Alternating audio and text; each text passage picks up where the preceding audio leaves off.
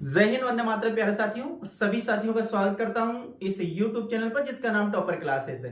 प्रिय साथियों, इस पर अपने पहले 2 क्लास हो चुकी है, वो भी रस से संबंधित हुई थी और ये आज रस से संबंधित अपनी तीसरी क्लास है। साथियों, कौन सी क्लास है? तीसरी क्लास है। अगली क्लास में अपने रस की परिभाषा, साथ ही साथ यहाँ पर अपने काव्य की परिभाषा भी देखी थी दो एक विद्वानों द्वारा। साथियों, नहीं, काव्य किसे कहा है? इसमें पहला देखा था अपना आचार्य विश्वनाथ। तो आचार्य विश्वनाथ ने काव्य की परिभाषा में लिखा है कि वाक्यम रसात्मक काव्य, अर्थात रस युक्त वाक्य ही क्या है साथियों? रस युक्त वाक्य ही क्या है? काव्य है। ये परिभाषा किसने दी? आचार्य विश्वनाथ ने। पहले क्या? वाक्यम रसात्मक काव्यम। और दूसरी परिभाषा की बात करते हैं, दूसरी परिभाषा देने वाले हैं आचार्य पंडित राज जगन्नाथ। आचार्य पंडित राज जगन्नाथ ने क्या कहा था? रमणीय अर्थ प्रतिपादकम शब्दम काव्य, अर्थात रमणीय अर्थ का प्रतिपादन करने वाले शब्द ही क्या है? काव्य है। ये दोनों परिभाषा आपको ध्यान में रखना है, ये एग्जाम में वो पूछ सकता है कि वाक्य रसात्मक काव्य किसने कहा और रमणीय अर्थ प्रतिपादक शब्दम काव्य किसने कहा। तो वाक्य रसात्मक काव्य आचार्य विश्वनाथ ने कहा और रमणीय अर्थ प्रतिपादकम शब्दम काव्य पंडित राज जगन्नाथ ने कहा। दूसरी बात, प्रिय विद्यार्थियों, आप थोड़ा सा ध्यान दीजिएगा। इस YouTube चैनल पे साथियों आपको फर्स्ट ग्रेड, सेकंड ग्रेड यानी पीजीटी या टीजीटी यानी हिंदी शासित प्रदेश से कहीं से भी आप हिंदी के अध्यापक बनने की तैयारी कर रहे हैं साथियों, वो रीट लेवल फर्स्ट से लेकर साथियों आप कॉलेज लेक्चरर तक भी यदि तैयारी कर रहे हो, तो मैं आपको मेरे इस YouTube चैनल पर ऐसा आपको मेटर उपलब्ध करने वाला हूं साथियों कि शायद ही आपको कहीं नहीं मिलेगा। ये जो मैटर है साथियों, आप समझ लीजिए जितने भी विद्वान है, जितनी भी कोचिंग चल रही है, सबका संपूर्ण निचोड़ है जिसे हम सार कहते हैं साथियों। यहां पर अनर्गल आपको कुछ भी नहीं पढ़ाया जाएगा। एग्जाम में क्या आता है, कहां से प्रश्न आता है, किस प्रकार से प्रश्न आता है, उसी प्रकार के पढ़ेंगे। दूसरी बात एक और साथियों, यहां केवल आप तैयारी कर रहे हो तो केवल ये ध्यान रखें कि हमें केवल एग्जाम को क्लियर करना है, हमें कोई किताब नहीं लिखनी है, हमें कोई बड़ी बुक नहीं लिखनी है। इस प्रकार से तैयारी नहीं करें, अनर्गल चीज कुछ भी नहीं पढ़े, केवल वही चीज पढ़े जो एग्जाम में आती है साथियों, और वही चीज मैं आपको पढ़ाऊंगा। अनर्गल एक भी चीज आपको यहां पर पढ़ाने की कोशिश नहीं करूंगा। और यदि आप इस यूट्यूब पर लगातार जुड़े रहे, लगातार क्लास देखते रहे, तो आपकी जितनी भी प्रॉब्लम है, गारंटी के साथ मैं कहता हूं कि पूरी प्रॉब्लम को मैं हल करने की 100% कोशिश करूंगा साथियों। तो एक बार पुनः मैं आप सभी साथियों का स्वागत करता हूं आज की क्लास में और शुरू करते हैं साथियों। चैनल पर पहली बार तो चैनल को जरूर सब्सक्राइब कीजिएगा और साथ साथ बेल आइकन दबाकर ऑल पर प्रेस जरूर करिएगा। यदि आपको किसी प्रकार की कोई परेशानी है तो मुझे कमेंट के माध्यम से जरूर बताइएगा। शुरू करते हैं आज की पहली क्लास को साथियों। तो आज की जो पहली क्लास है ये है, यहां से है साथियों कि भरत मुनि ने सर्वप्रथम रस की व्याख्या की है। पहला ही अपना प्रश्न यही बनता है कि रस की व्याख्या करने वाले कौन है। तो सर्वप्रथम रस की जो व्याख्या किसने की, तो ध्यान रखना आचार्य भरत मुनि ने सर्वप्रथम रस की व्याख्या की है। क्या ध्यान रखेंगे? सर्वप्रथम रस की व्याख्या करने वाले कौन है? भरत मुनि सर्वप्रथम रस की व्याख्या की है। तो रस की व्याख्या करने वाले जो पहले आचार्य हुए वह है भरत मुनि साथियों। अगला है, भरत मुनि ने रसों की संख्या 8 मानी है। ध्यान रखना, भरत मुनि ने रसों की संख्या कितनी मानी है प्रिय साथियों? तो आपको ध्यान रखना, भरत मुनि ने रसों की संख्या कितनी मानी है? 8। एक बार पुनः, भरत मुनि ने रसों की संख्या 8 मानी है। आगे देखिएगा, भरत मुनि के ग्रंथ नाट्य शास्त्र। भरत मुनि ने कौन सा ग्रंथ लिखा साथियों? ध्यान रखना, भरत मुनि ने लिखा नाट्य शास्त्र। और इस नाट्य शास्त्र के कौन? टीकाकार। यहां लिखा हुआ साथियों टीकाकार। क्या लिखा हुआ? ध्यान रखिए कि यहां लिखा हुआ टीकाकार। भरत मुनि के ग्रंथ जिसके टीकाकार कौन? टीकाकार है, यहां टीकाकरण लिखा हुआ, ध्यान रखना। टीकाकार आचार्य रुद्रट ने शांत रस को नवारस माना है। अब देखिएगा, आचार्य जो भरत मुनि हुए, भरत मुनि ने रसों की संख्या 8 मानी है। नवा रस है जिसे हम शांत रस के नाम से जानते हैं। तो नवा रस को काव्य शास्त्र में शामिल करने वाले आचार्य का नाम है आचार्य रुद्रट। और आचार्य रुद्रट कौन के? भरत मुनि के ग्रंथ नाट्य शास्त्र की व्याख्या करने वाले टीकाकार। टीकाकार का मतलब होता है व्याख्याकार। तो व्याख्या करने वाले जिनका नाम है रुद्रट, और रुद्रट ने शांत रस को कौन सा रस माना है? शांत रस को नवा रस शामिल किया है। आगे बात करते हैं, आचार्य विश्वनाथ ने वात्सल्य रस को 10वां रस माना है। वर्ष लिखा हुआ, इसको आपको रस लिखना है साथियों। आचार्य विश्वनाथ ने वात्सल्य रस को कौन सा रस माना है? 10वां रस माना है साथियों। तो अब देखिए इसको कैसे याद करेंगे कि वात्सल्य रस को 10वां रस किसने माना है, या फिर काव्य शास्त्र में वात्सल्य रस को कौन लेकर आया है, ये ध्यान देखिए। अब कैसे, यहाँ देखो यहाँ लिखा हुआ वात्सल्य रस, वात्सल्य में आगे लिखा है वा, लिखा हुआ ये वा, ये वा से याद रखेंगे, ये वी याद रखेंगे, यानी कि वात्सल्य रस से वी वा, और ये लिखा अपन ने वी, वा से तो बनेगा वात्सल्य रस और वी से बनेगा विश्वनाथ। इस प्रकार से आपको याद रखना है कि काव्य शास्त्र में या रसों में जो नवा रस लेकर आए हैं, नवा 10वां रस लेकर आए हैं वात्सल्य रस, वो किसकी देन है, तो साथियों आप ध्यान रखिएगा वह आचार्य किसकी, विश्वनाथ की देन है साथियों। अगला रस, रूप गोस्वामी ने भक्ति रस को 11वां रस माना है। किसने, रूप गोस्वामी ने भक्ति रस को कौन सा रस माना है, 11वां रस माना है। इस प्रकार रसों की संख्या कितनी हो जाती है, 11 हो जाती है साथियों, आपको ध्यान रखना है। क्योंकि देखिए क्या, आप 8 रस तो माने आचार्य भरत मुनि ने, 9वां रस जिसका नाम है साथियों कौन सा, शांत रस, ये आचार्य रुद्रट ने माना है। 10वां एक और रस आता है साथियों 10वां रस, ये किसने माना, वात्सल्य है, और ये किसने माना है, विश्वनाथ ने ये 10वां रस को वात्सल्य रस माना। और एक रस आता है 11वां जिसका नाम है भक्ति रस, और भक्ति रस को किसने माना है, रूप गोस्वामी ने भक्ति रस को 11वां रस माना। इस प्रकार रसों की संख्या कितनी हो जाती है, 11 हो जाती है। लेकिन आपने कोचिंग किया होगा, लिखा होगा कि रसों की संख्या कितनी मानी, 9, क्योंकि स्थायी भाव कितने होते हैं, 9, तो वर्तमान में रस कितने माने जाते हैं, 9। अब ये 2 रस कहां पर गए, एक वात्सल्य रस और एक भक्ति रस है। इन 2 रसों को आगे जानेंगे कि 2 रसों को कौन से रस में समाहित कर दिया गया, ताकि वर्तमान में रसों की संख्या कितनी मानी है, 9 ही मानी है। इसके बारे में आगे हम चर्चा करेंगे बिल्कुल साथियों। साथ ही साथ साथियों मैं व्याकरण का भी संपूर्ण कोर्स बिल्कुल निःशुल्क लेकर आ रहा हूं, काव्य शास्त्र का संपूर्ण कोर्स बिल्कुल निःशुल्क लेकर आपके सामने, शिक्षण विद्या बिल्कुल निःशुल्क लेकर आ रहा हूं, हिंदी साहित्य का इतिहास बिल्कुल निःशुल्क है। साथ ही साथ साथियों एमए और बीए लेवल का जो सिलेबस है साथियों, जिसमें कहानियां भी है, उपन्यास भी है, नाटक भी है, कबीर भी है, मीरा भी है, सूरदास भी है, जयशंकर प्रसाद भी है, बालकांड भी, ये सब कुछ बिल्कुल निःशुल्क लेकर आ रहा हूं मैं आपके सामने। बस आप तो इस चैनल पर लगातार बनी रहेगा, आपकी प्रत्येक परेशानी को हल करने की मेरी जिम्मेदारी है। आगे बात करते हैं। आचार्य भोज ने श्रृंगार रस को रसों का राजा कहा है। ध्यान रखना, ये तो पता है कि रसों का किस रस को रसों का राजा कहा जाता है, तो श्रृंगार रस को प्रिय साथी और रसों का राजा कहा जाता है। लेकिन कहा किसने, ध्यान रखिएगा, आचार्य भोज हुए, ये शायद साथियों 11वीं शताब्दी में हुए आचार्य भोज। तो जो 11वीं शताब्दी में आचार्य भोज हुए उन्होंने श्रृंगार रस को क्या कहा है, रसों का राजा माना है, रसों का राजा, या अपन रस राज भी कह सकते हैं कि रस राज किसे कहा जाता है।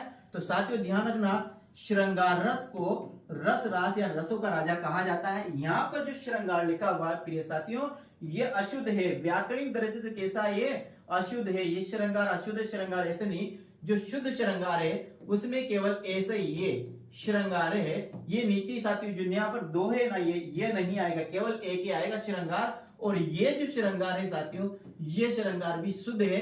ये दोनों शब्द है श्रृंगार का शुद्ध है।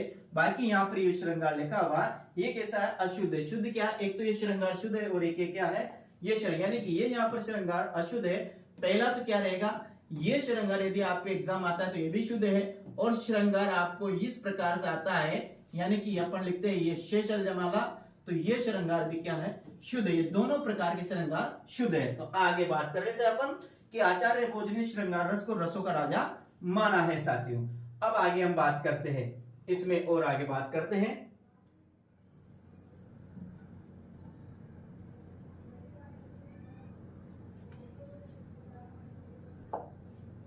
देखिएगा साथियों, आगे अपने फिर आता है यहां पर कि श्रृंगार रस को रसों का राजा कहा जा सकता है। क्यों कहा जा सकता है, क्योंकि रति भाव की व्याप्ति संसार के समस्त प्राणियों में होती है। वे छोटा से छोटा जीव हो जिसको हम माइक्रो द्वारा देख सकते हैं, या बड़ा से बड़ा जीव संसार में, या पक्षी हो, जानवर हो, कोई भी कीड़े मकोड़ो जितने भी है साथियों, सभी में रति भाव की व्याप्ति पाई जाती है। इसलिए श्रृंगार रस को रसों का राजा माना जाता है साथियों। देखो यहाँ कारण भी स्पष्ट है कि श्रृंगार रस को रसों का राजा क्यों माना जाता है। क्यों, क्योंकि रति भाव की व्याप्ति संसार के समस्त प्राणियों में होती है, इसलिए श्रृंगार रस को रसों का राजा माना जाता है। आगे देखिएगा, आगे लिखा है भवभूति ने करुण रस को एकमात्र रस माना है। भवभूति जो संस्कृत के आचार्य है, हिंदी के आचार्य नहीं है। हिंदी की जननी संस्कृत है और संस्कृत से ही हिंदी में जितने भी आए अलंकार जितने भी है सब कहां से ग्रहण किए गए, संस्कृत से ही किए गए। तो संस्कृत में एक आचार्य हुए जिनका नाम है भवभूति, और भवभूति ने साथियों करुण रस को एकमात्र रस माना है, बाकी रसों को उन्होंने कोई भी महत्व नहीं दिया है। तो इस बात का भी ध्यान रखना कि वह कौन सा आचार्य है जिन्होंने करुण रस को एकमात्र रस माना है, तो वह आचार्य भरत मुनि है साथियों। आगे बात, अभिनय गुप्त ने शांत रस को सर्वाधिक महत्व दिया।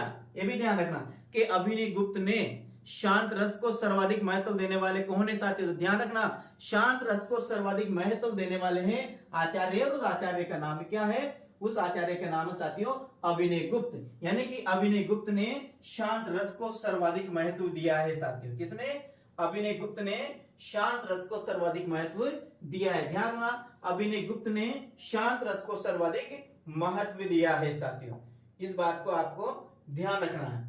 अगला जो अपना आता है अभिनय गुप्त ने शांत रस को सर्वाधिक महत्व दिया है। आचार्य देखें, आचार्य रूप गोस्वामी ने भक्ति रस को वास्तविक रस मानकर भक्ति रस को ही रसों का राजा या फिर रसराज कहा है। यह भी आपको ध्यान रखना कि भक्ति रस को ही वास्तविक रस किसने माना और भक्ति रस को रसों का राजा किसने कहा है। ध्यान रखना जो अपन अभी देखा था कि जो नवरस है वो आचार्य रूप गोस्वामी उस नवरस को 11 रस भक्ति रस को लेकर आए थे। तो इस भक्ति रस को रसों का राजा किसने कहा, क्या रसों का राजा या फिर रसराज किसने कहा, किसको, भक्ति रस को। तो अपना आंसर क्या होगा, आचार्य रूप गोस्वामी भी आ सकता है, आचार्य रूप गोस्वामी भी आ सकता है। तो ध्यान रखना भक्ति रस को रसों का राजा कहने वाले हैं आचार्य रूप गोस्वामी। आगे बात करते हैं, पंडित राज जगन्नाथ ने रसों की संख्या 9 मानी है।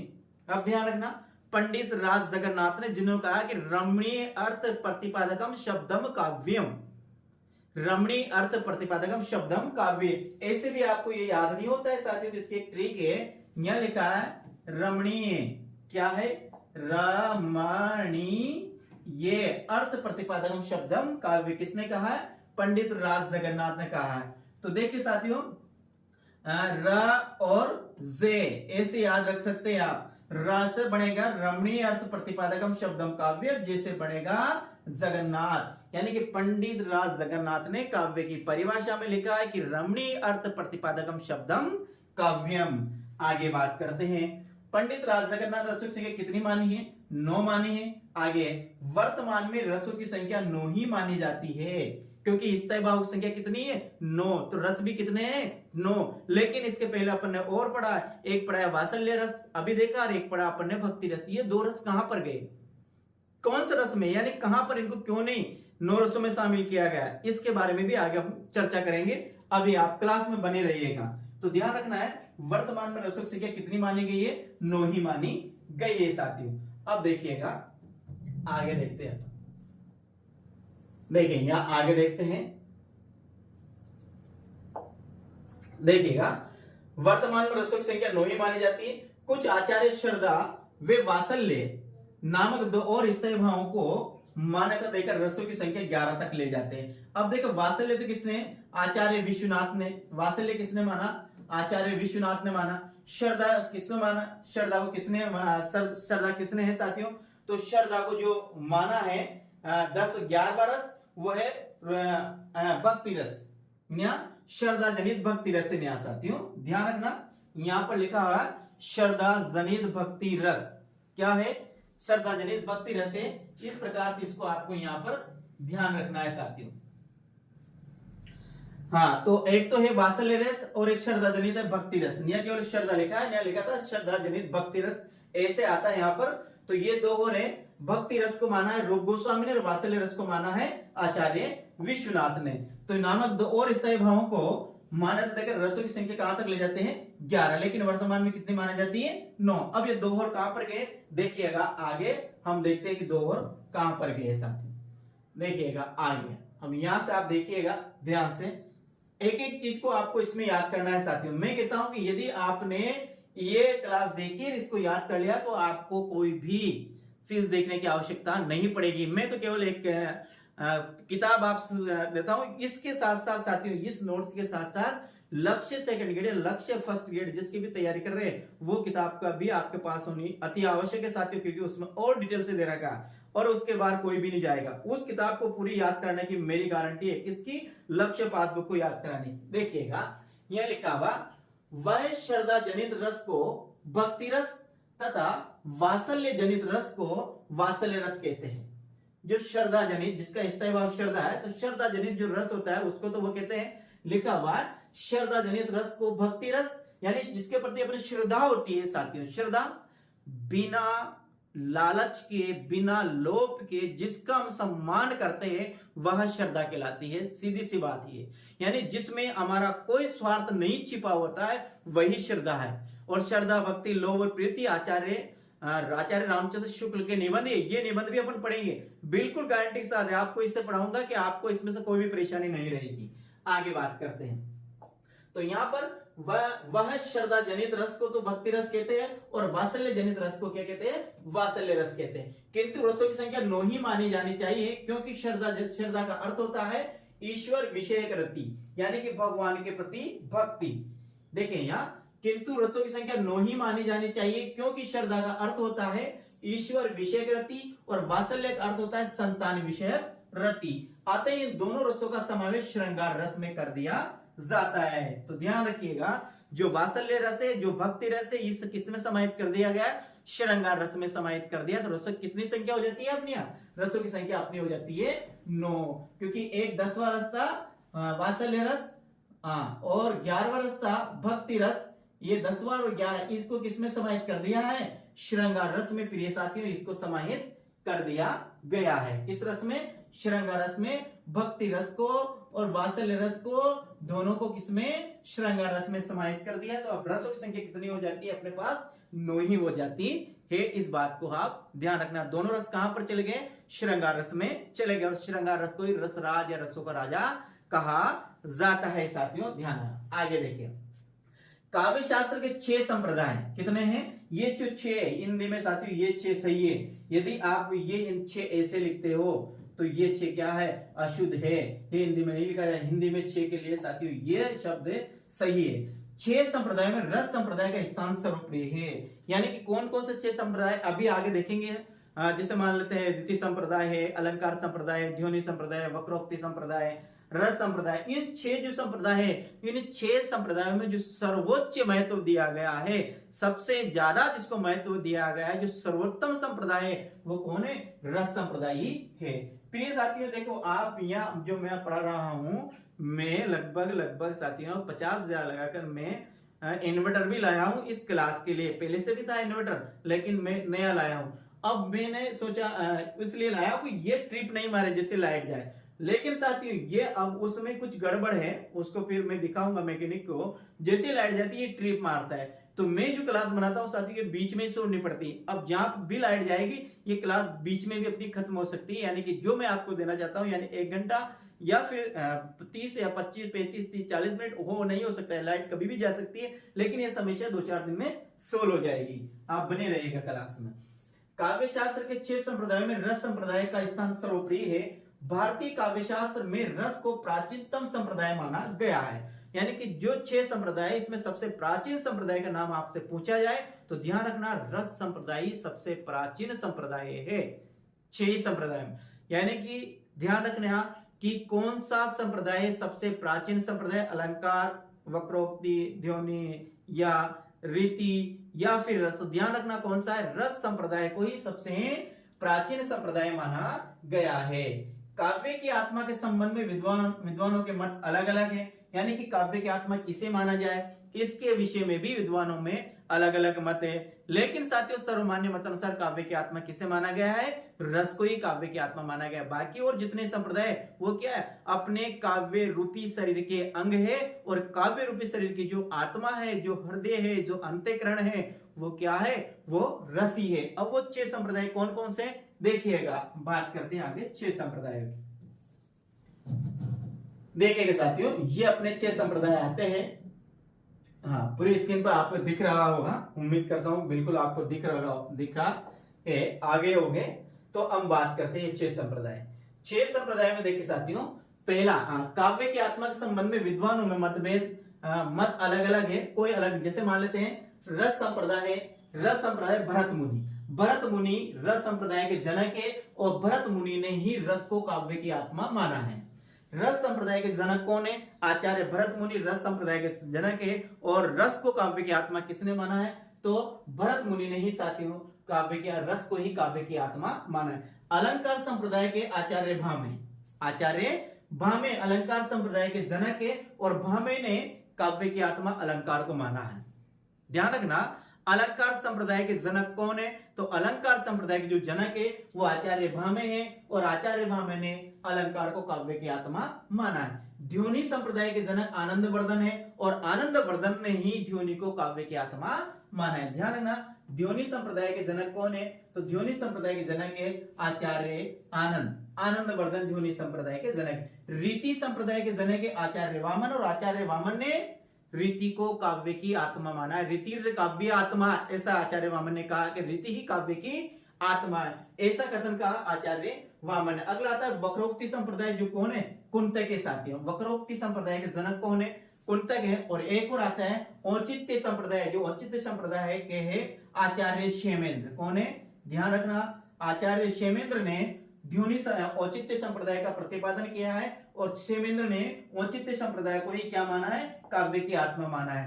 तो रस संप्रदाय के जनक भरत मुनि, अलंकार संप्रदाय के भामे, ध्वनि के आनंदवर्धन, रीति के वामन, वक्रोक्ति के कुंतक और औचित्य के साथियों आचार्य क्षेमेंद्र। और आचार्य क्षेमेंद्र ने औचित्य को काव्य की आत्मा माना है, तो कुंतक ने वक्रोक्ति को माना है, वामन ने रीति को माना है और आनंदवर्धन ने ध्वनि को माना है और भामे ने माना है साथियों क्या? भामे ने माना है अलंकार और भरत मुनि माना है रस को। अब दो और आचार्य को नाम आते हैं साथियों अलंकार में, दो और आचार्य आते हैं जो फेमस आचार्य है, प्रसिद्ध आचार्य है। तो अलंकार संप्रदाय में आप में एक ट्रिक है वो याद रखना, अलंकार कैसे याद करेंगे? अलंकार बारूद ऐसे याद करेंगे, अलंकार बारूद ऐसे याद करेंगे, अलंकार बारूद, अलंकार बारूद। अब बा से तो बनेगा साथियों क्या बनेगा? भामे, क्या बनेगा? भा में बनेगा। रू से बनेगा रुद्रट, क्या बनेगा? रू से बनेगा रुद्रट और दे से बनेगा साथियों दंडी, दे से बनेगा दंडी। यानी आचार्य भामे, आचार्य दंडी और आचार्य रुद्रट तीनों ही अलंकार संप्रदाय के आचार्य है साथियों। इस प्रकार से आपको ध्यान रखना। एक बार पुनः देखिएगा, अलंकार में याद रखेंगे आप क्या? बा, रू और दे, क्या? ये बारूद याद रखेंगे, बा, रू, दे। अपने लिखा है एक बार पुनः, बा, रू और ये लिखा है दे। तो बा से क्या बनेगा? भामे बनेगा। बा से क्या बनेगा? भामे। रू से क्या बनेगा? रुद्रट ये बनेगा और दे से क्या बनेगा? दंडी। यानी तीनों ही भामे, रुद्रट और दंडी अलंकार संप्रदाय के आचार्य हुए हैं। तो कैसे? अलंकार बारूद ऐसे याद रखे आप, अलंकार बारूद, अलंकार बारूद, भामे, रुद्रट और दंडी साथियों।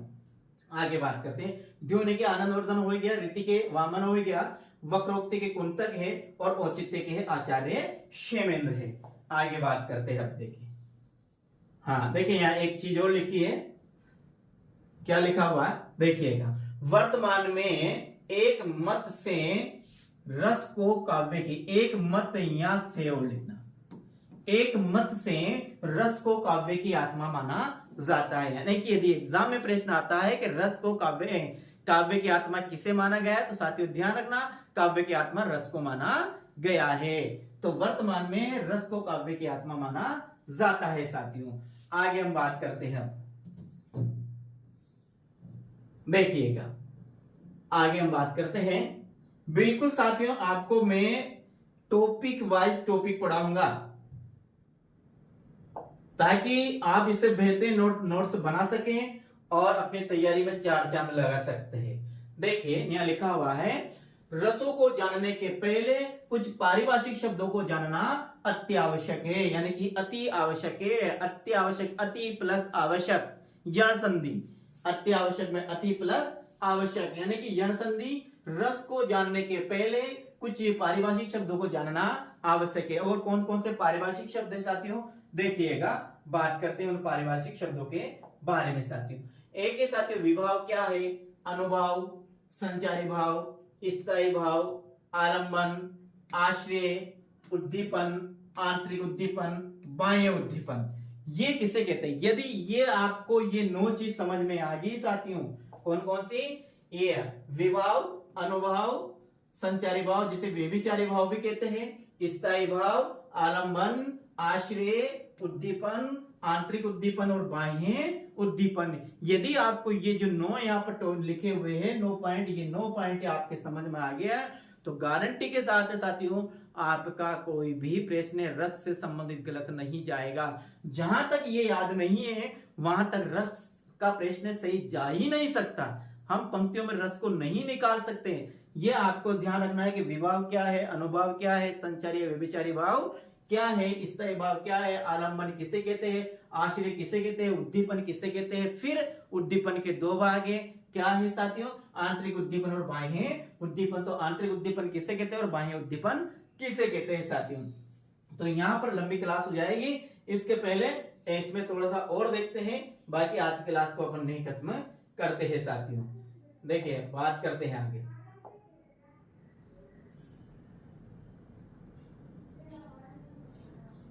देखिएगा साथियों,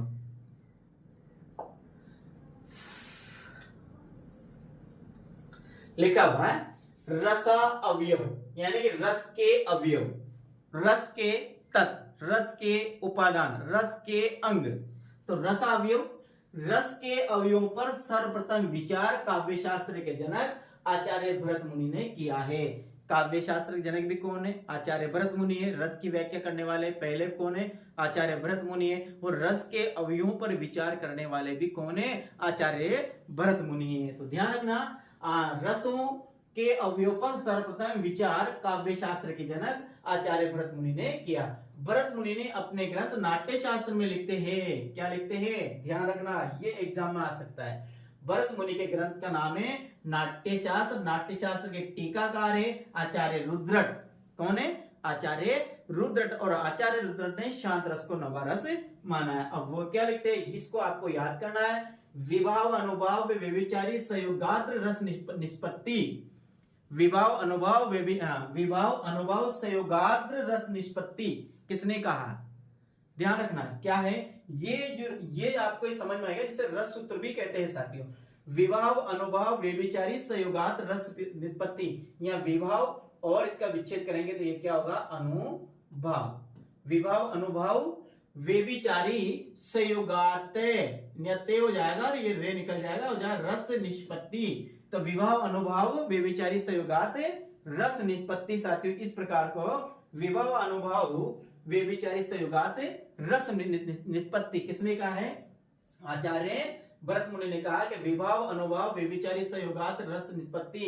विभाव अनुभाव व्यभिचारी संयोगात रस निष्पत्ति। ध्यान रखना, विभाव अनुभाव व्यभिचारी संयोगात रस निष्पत्ति किसने कहा है? आचार्य भरत मुनि ने। विभाव अनुभाव व्यभिचारी संयोगात रस निष्पत्ति। विभाव अनुभाव व्यभिचारी संयोगात रस निष्पत्ति। विभाव अनुभाव व्यभिचारी संयोगात रस निष्पत्ति किसने कहा? आचार्य भरत मुनि ने। विभाव अनुभाव व्यभिचारी संयोगात रस निष्पत्ति किसने कहा? आचार्य भरत मुनि ने। आगे बात करते हैं। अर्थात विभाव अनुभाव और व्यभिचारी भावों के सहयोग से रस की निष्पत्ति होती है, रस प्राप्त होता है, रस परिणति में बदल जाता है।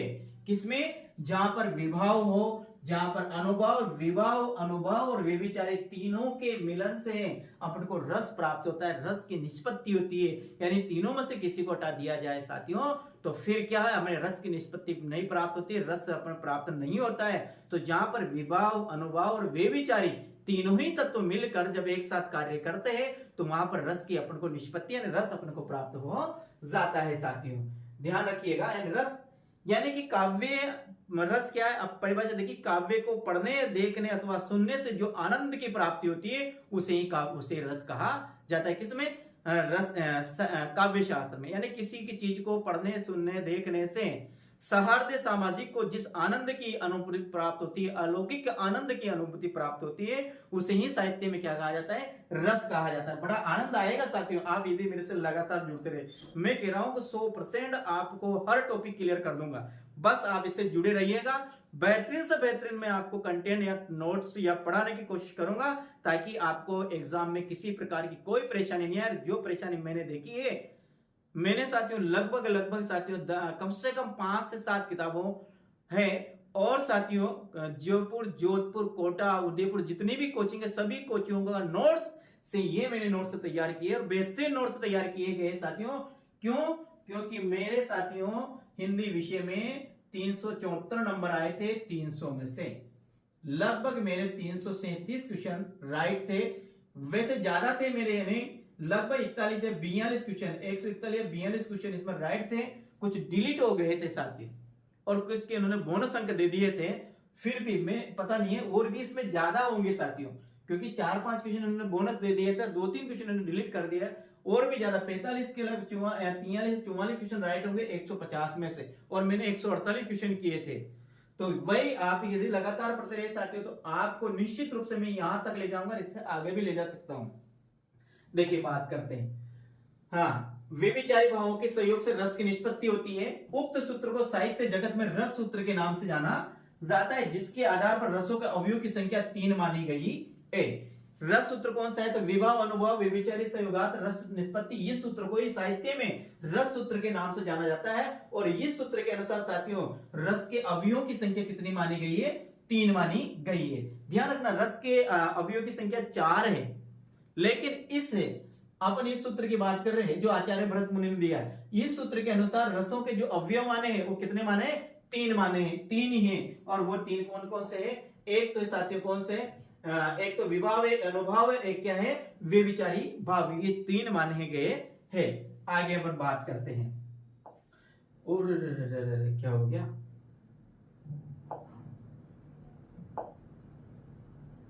ठीक है, तो सेव हो गया। आगे बात करते हैं। देखिएगा, ये देखिएगा, ये अभी इतना सा, कल फिर यहां से शुरू करेंगे, इनको और समझ लेते हैं साथियों। देखिएगा, जिसके आधार रसों की संख्या 3 मानी गई है, विभाव, अनुभव और व्यभिचारी भाव। विभाव करते कारण, अनुभव करते कार्य, व्यभिचारिक भाव करते पोषक तत्व। क्या है? पोषक तत्व। रस सूत्र के अनुसार जो आचार्य भरत मुनि ने दिया उसके अनुसार रस को अवयव की संख्या कितनी है? 3 है। एक विभाव, अनुभव और व्यभिचारी भाव। इसे साथियों हम संचारी भाव भी कहते हैं। क्या कहते हैं? इनको हम संचारी भाव भी कहते हैं। तो कितने हो गए यहाँ पर? 3। अब देखो, विभाव क्या है? कारण है। विभाव को आप मानेंगे कारण। विभाव का अर्थ क्या है?